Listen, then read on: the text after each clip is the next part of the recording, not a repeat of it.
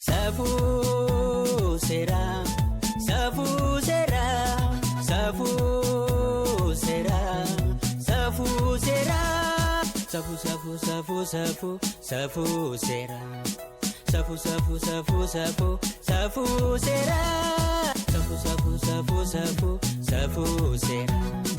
Safuu Safuu Safuu Safuu Safuu Seeraa. Safuu Seeraa, Safuu Seeraa, Safuu Seeraa, Safuu Seeraa, Safuu.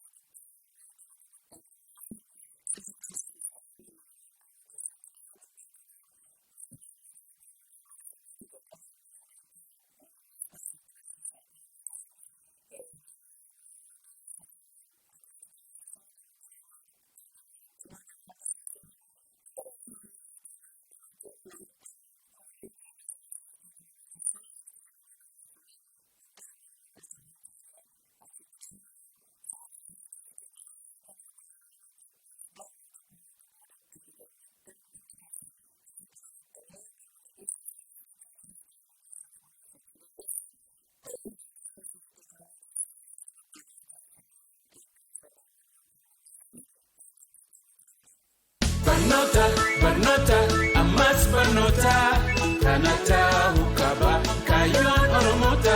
Barnoota, ammas. Baga gammaddan. Kolleejjiin biizinasii fi teekinooloojii Select sagantaa maastarsiin akka barsiisu gosawwan barnoota adda addaan eeyyama guutuu yookaan beekamtii guutuu argate.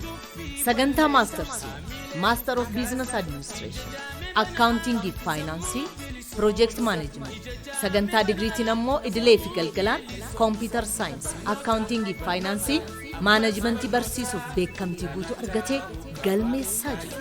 Aaga dhagaa jettanii kanaan dura barnoota fagootiin muuxannoo waggoottan dheeraa kan qabu Select kutaa 5 hanga 10 barsiisuun biyya keessaa fi alatti beekamtii guddaa qaba.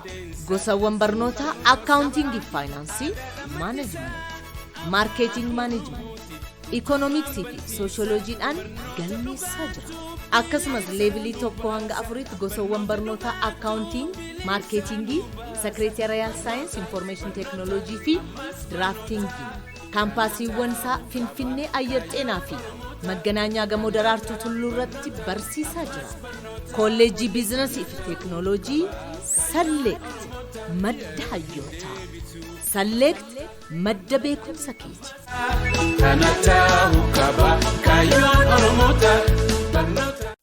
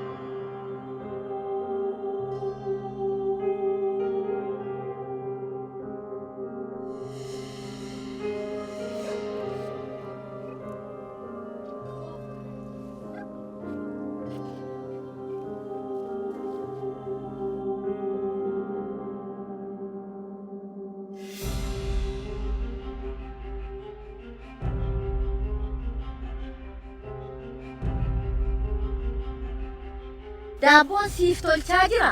Atis gaafa guddatte daabboo naaf laata. Tole.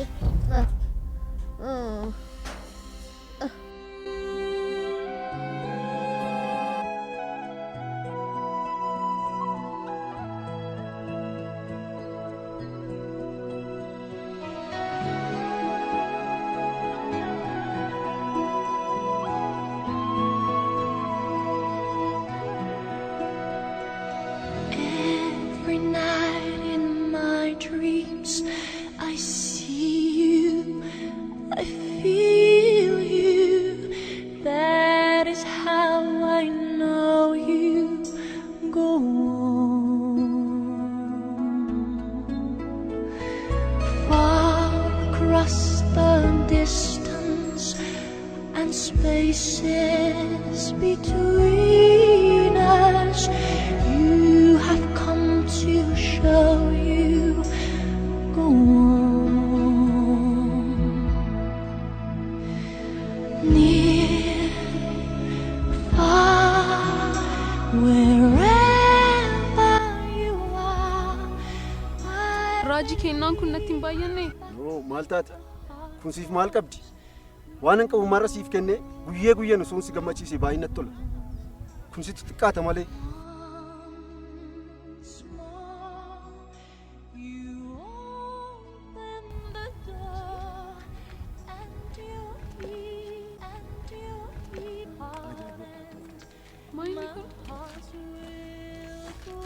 Har'a bakka itti barbaadde deemsee si bashannansiisuuf konkolaataa kireeffadheen jira.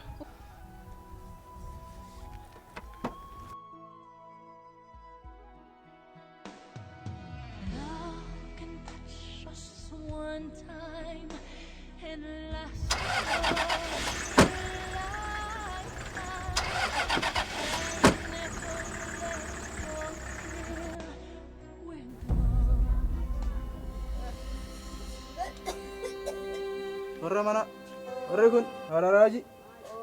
Akkama waltan jirtu? Jirtu fayyaa feetanii.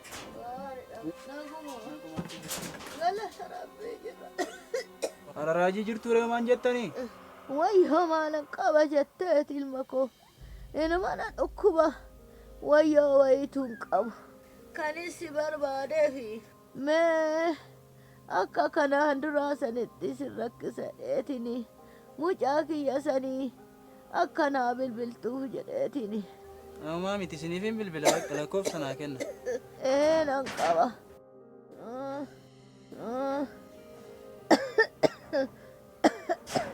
Mooyaa bubbeennan atis humna kiyya kana dhaalteet. Ammaa miti jabaadha. Goduma tana narraa diiguuf bubbeen kunis qorqorroo tana olii gadi dha'aa jira. Mami, tinda berapa minggu jawab dah.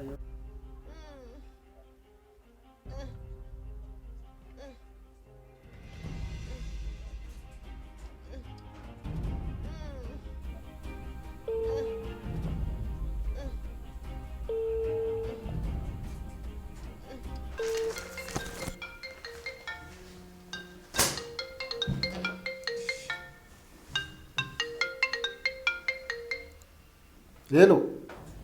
Ora, Dilbata. Tole.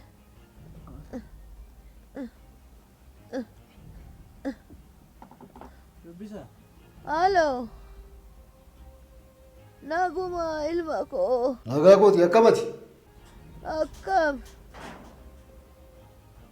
Naan jira akkasittuu galata Rabbi. Akkanitti si guddise garuu inuma beektaa.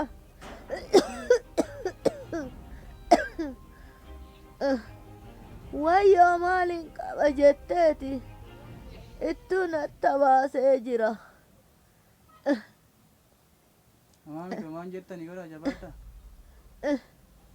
Maaloo ilma koo garuu maalumaaf akkanatti na dagatte. Kanaan durasi akkanumattiin sitti bilbiladhe. Sitti mee miti hin qabanni qarshii hin qabu of harkaa hin qabanii. Ilma kiyya homaa of harkaa hin qabu jette. Yoo kan harkaa dhabdus ta'e koottu mee anuma bira. Mee kootti wajjinumaan jiraanna.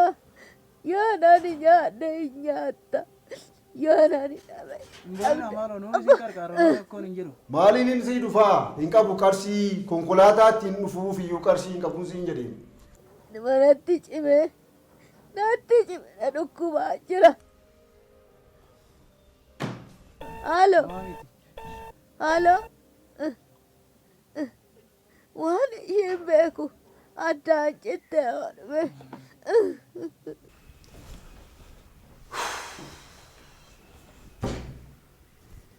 Maali amma rakkinumaa turte. Ani tushii dhukkufachiise maal taati?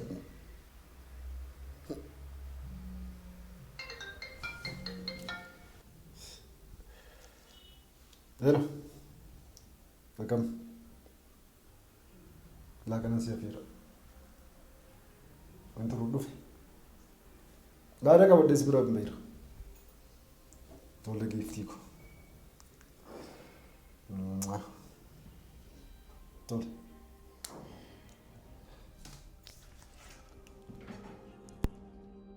Maan jettaniiti? Maaliin mana dhukkubaa jira? Gawaaqni isin amaaru qabbana isin godhu maa miti isin gaggaafannameesi.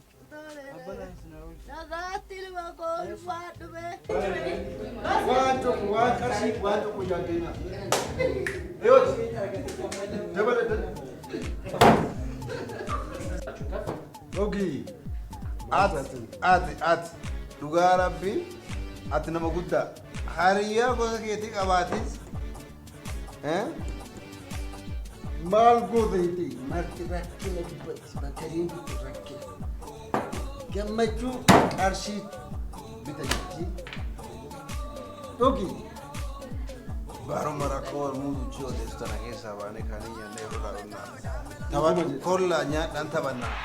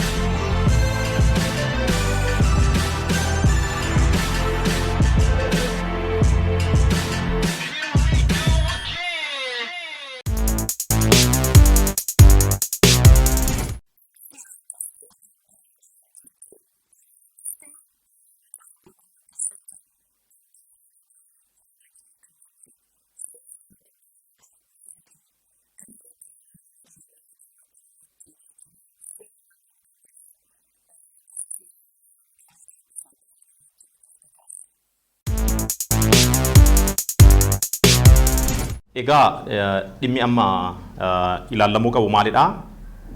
Ilmi haadha isaa afaan du'aatirra jirtu tana qallaba muruu fi dide kuni itti gaafatamummaa ni qabu moo hin qabu qabxii jedhudha. Itti gaafatamummaa kana ilaalchisee haasawuu keenyaan dursa seerri maatii Oromiyaa qallaba ilaalchisee maalidha kan inni jedhu kan jedhu ilaaluun barbaachisaadha. Kana jechuun maal jechuudha? Dirqamni qallabaa maal of keessatti haammataa qabxee jedhudha. Bu'uura seera maatii Oromiyaa keewwata 214 irratti ifaan ifatti tumameen dirqamni qallabaa tokkoffaa nyaata of keessatti haammata. Lammanni uffata of keessatti haammata. Sadaffaan immoo iddoo jireenyaa mijeessuuf hin dirqamadha. Qaamni qallaba kan fallu jechuudha. Inni biroo fayyaa nama sanaafittifis wantoota barbaachisanii fi akkasumas immoo akkaataa barbaachisummaa isaa irratti hundaa'uudhaan barnootaaf illee wantoota barbaachisan ilaalchisee haalota mijeessuun dirqama qaama qallaba kennuuti. Kun egaa hiikaa qallabaati jechuun namni tokko qallaba haa kennu yoo jedhamu kanneen guutuun dirqama isaati. Dirqamni kun garuu haganumaayii qabxiin jedhu ka'uu danda'a. Ifaan ifatti seerichi keewwata 214 irratti bu'uura tumeeni dirqamni kun akkaataa aadaatiinis hiikamuu danda'a. Jechuun aadichi seericha irratti kan tumame kanaan ol wanti inni barbaadu yoo jiraate akkaataa barbaachisummaa isaatti qaamni qallaba kennu qaama qallaba barbaadu sanaaf laachuun dirqama isaati. Kana qofaa miti haalli addaa qaama qallaba kennuu fi qaama qallaba fudhatu hubannoo keessa galfamuudhaan qallabni kanarras ballachuu yookaan dabaluu ni danda'a jechuudha. Kanarratti hundoofnee togaa sadarkaa harmeen tun irra jirtu yommuu madaallu sadarkaa qallabni isheetti barbaachisu irra ni jirti jechuudha. Maaliif qallabni nyaatadhaa, uffatadhaa, akkasumas fayyaadhaaf kan barbaachisan of keessatti hammate erga jenne siree irra ciistee dhibamtee waan jirtuuf harmeen tun nyaata ofiidhaaf haalli isheen ittiin mijeessitu qallaba kanas haala isheen ittiin argattu hin jiru. Kana qofaa miti fayyaa isheetiifis nama ishee yaalchisu baay'eetti harmee barbaadaa jirtu waan taateef nama qallaba kana barbaaddudha. Harmeen tuni qaama qallaba barbaaddudha jenne dirqamni kuni eenyu fa'a gidduutti jira qabxiin ilaalamuu qabu. Jechuun qaafii kana deebisuun maaliidhaaf nu fayyada? Mucaan kun dhuguma dirqama ni qaba moo qabu kan jedhu madaaluudhaaf irree nu fayyada. Dirqamni kuni warraa fi ijoollee gidduutti dirqama jirudha. Bu'uura seera maatii Oromiyaa keewwata 215 irratti tumameen dirqamni warraa fi ijoollee kallattii yookaan kallattiidhaan warra firooma fuudhaaf heeruma qaban gidduutti dirqama jirudha. Kana qofa miti obboleewwan dhiiraa fi dubartoota gidduuttis dirqamni qallaba walii laachuu ni jira jechuudha. Dhimma harkaa qabannetti yommuu dhufnu mucaan kun ilma harmee kanaa waan ta'eef harmee isaatiif dirqama qallaba kennu ni qaba jechuudha. Kun falmisiisaan ta'u. Egaa dirqamni kun kanneen gidduutti jira erga jenne harmeen sadarkaan isheen irra jirtu sadarkaa qallabni ishee itti barbaachisuudha kan jedhu yoo ilaallu eeyyi sadarkaan isheen irra jirtu ofii isheetiif waan ta'uu qabu mijeeffachuu hin dandeenye, hojjechuu hin dandeenye, galii argachuu hin dandeenye, fayyaa isheetiif wantoota barbaachisan, nyaata isheetiif wantoota barbaachisan guuttachuudhaaf carraa hin arganne waan ta'eef sadarkaan harmeen tun irra jirtu sadarkaa qallabni ishee itti barbaachisuudha jechuun ni danda'ama bu'uura seera maatii Oromiyaatiin. Egaa hanga qallabaa murteessuudhaa fi haalli jireenya qallaba kennaa fi qallaba fudhataa murteessaadha. Inni biroo immoo bu'uuran duratti seera maatii Oromiyaa keewwata 214 irratti ibsamee jedheen aadichi naannoo sanaallee sadarkaan jireenya hawaasa naannoo sanaallee murteessaadha. Kan irratti hundaa'uudhaan qallabichi murama. Seera maatii Oromiyaa keewwata 217 haga 219tti tumamee jira. Inni biroo maalidha? Qallabni kuni al tokko yoo murtaa'e booda ni fooyya'amu hin fooyya'u kan jedhudha. Wantoonni jijjiiraman jiraachuu danda'u. Dinagdeen qallaba kennaa jijjiiramuu danda'a. Dinagdeen qallaba fudhataa jijjiiramuu danda'a. Aadaan nuti jennus dhawaata jijjiiramuu danda'a. Sadarkaa namoonni naannoo sanaatti jiraatanis dhawaata jijjiiramuu waan danda'uuf kanneen hubannoo keessa galchuudhaan qallabni fooyya'uu ni danda'a jechuudha. Kan achuma dhaabbatee dawwaa'ee hafuu miti jechuudha. Eessatti haa kennamuufidha qabxiin inni biroo. Amma harmeen tuni koonyaa jirti inni isheerraa fagoo jiraachuu danda'a ta'a. Qallabni kan kanfalamu hanga danda'ametti qallaba fudhataaf iddoo mijatutti ta'uu qabaa jedha. Kanaaf harmeen tun dhibamtee sirriirra ciistee waan jirtuuf isheedhaaf iddoon mijatu iddoodhuma isheen jirtutti qallaba kennaan dhufeetoo yoo qallaba isheedhaaf barbaachisu kennedha. Inni biroo maalidhaa? Yommuu qallabni kennamu warreen qallaba kennuudhaaf dirqaman yoo baay'atanu fakkeenyaaf harmeen tunituu ijoollee baay'ee qabaattee hoo qabxiin jedhu qabxii ilaalamuu qabudha. Yommuu kana namni qallaba gaafatame sun diduu hin danda'u ilmi sun. Kan hin danda'u maalidhaa qallabicha harmee isaatiif laatetu warreen qallaba kanfaluudhaaf dirqama qaban sana isinis dirqama keessan anarraa hirachuu qabdu jedhee gahee isaaniitiin akka qallaba kaffaltii qallabaa sanirraa hiratan gochuudha. Itti aansuudhaan wanti nuti ilaallu maalidhaa dhimma dabareeti. Dabaree yoo jennu maal jechuu keenya warri qallaba kennanii baay'ee ta'uu danda'u. Sadarkaadhaan jechuudha. Obboleewwan baay'een jiraachuu danda'u. Ijoolleen baay'een jiraachuu danda'u. Abbaan warraa qallaba kanfaluudhaaf dirqamanii qaba. Haati warraa qallaba kanfaluudhaaf dirqamanii qabdi. Kanneen yommuu laallu hundumatu yeroodhuma tokkoon kanfalaa hunduma gaafachuu danda'a moo qaamni qallaba gaafatu suni dabareedhaan gaafata kan jedhu gaafa laallu seerri maatii Oromiyaa dabaree kaa'afi. Dabareen qallabichi itti gaafatamu seera maatii Oromiyaa keewwata 227 irratti ifaan ifatti tumamee jira. Fakkeenyaaf harmeen tuni yoo abbaa manaa qabaatte dursa ilma ishee otoo hin gaafatiin dura abbaa warraa ishee qallaba kanfaluudhaaf dirqama isaa akka baatu isadha kan isheen gaafachuu qabdu. Isa booda gara ilma isheetti kan dhuftu.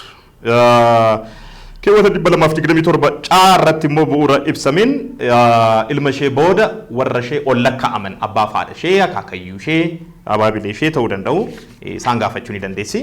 Isa booda daa jalatti bu'uura tumamee sadarkaa arfaffaarratti jechuudha obboleewwan dhiiraa fi obboleewwan dubartii gaafachuu dandeessi. Sadarkaa shanaffaattiin immoo dhalattoota fuudhaa fi heeruma akkuma sadarkaa isaaniitti sadarkaa ja'affaatti warroota fuudhaa fi heeruma ol lakkaa'aman akkuma sadarkaa isaaniitti gaafachuu dandeessi jechuudha. Kuni dabaree ittiin qallaba gaafachuu danda'anidha. Egaati harmeen tuni dhibeen ishee waaqni jedhiniiti itti cimeetoo utuu boqottee qabxiin jedhus ka'uu danda'a. Utuu boqottee sirna awwaalaatiif baasii ba'an kanfaluunis qallaba kanfaluu keessatti herreegama. Kanaaf mucichi sirna awwaalaatiif illee baasii barbaachisaa ta'e hundayyuu haguuguudhaaf dirqama ni qaba. Utuu mucichi dhaqqabin namni biraa gara laafummaadhaan baasii awwaalaatillee utuu haguugee ilma ishee sana harmee keetiif sirna awwaalaatiif baasii barbaachisaa ta'e haguugee jira waan ta'eef ati maallaqa sana bakka naa buusii jedhee too gaafachuudhaaf mirga ni qaba. Egaa akka waliigalaatti dirqamoota qallaba laalchisee seera maatii Oromiyaa irratti tumaman kana waliigalteedhaan hambisuun hin danda'amu. Jechuun qallaba kennaan qallaba fudhataa waliin wal ta'uudhaan dirqama qallaba kennaa hambisuudhaaf waliigaltee kamiyyuu uumuun hin danda'amudha. Akka waliigalaatti wantoonni jiran kanadha. Har'aaf waa'ee harmee gargaarsa ilma ishee dhabdee kana laalchisee seerri furmaan inni kaa'u kana fakkaata. Gara fuulduraatti ammoo gaaffiiwwan wal fakkaataniin sagantaa safuu seeraa irratti hanga olaa garrutti turmaata gaarii isiniin jenna.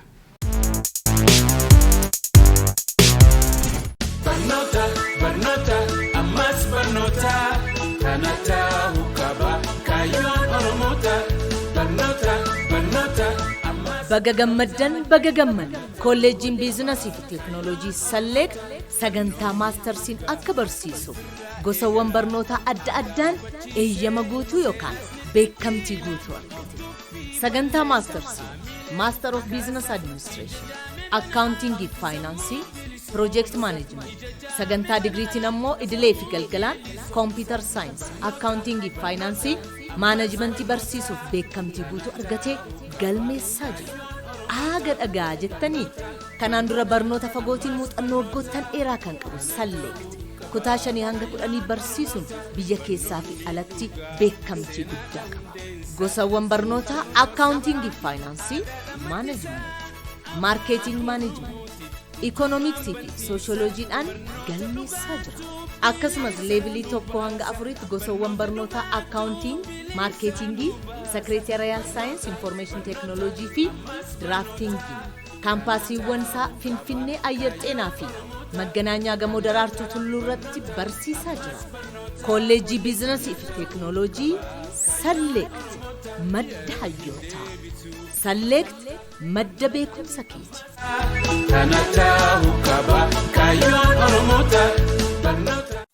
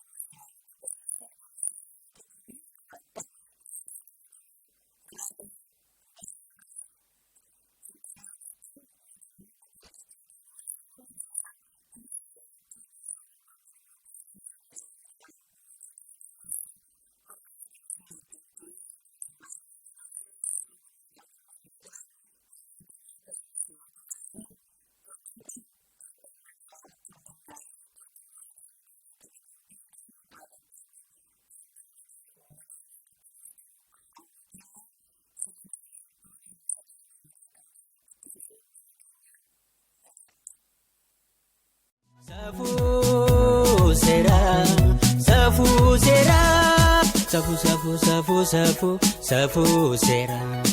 Safuu Safuu Safuu Safuu Safuu Seeraa. Safuu Safuu Safuu Safuu Safuu Seeraa. Safuu Safuu Safuu Safuu Safuu Seeraa. Safuu Seeraa. Safuu Seeraa. Safuu Seeraa.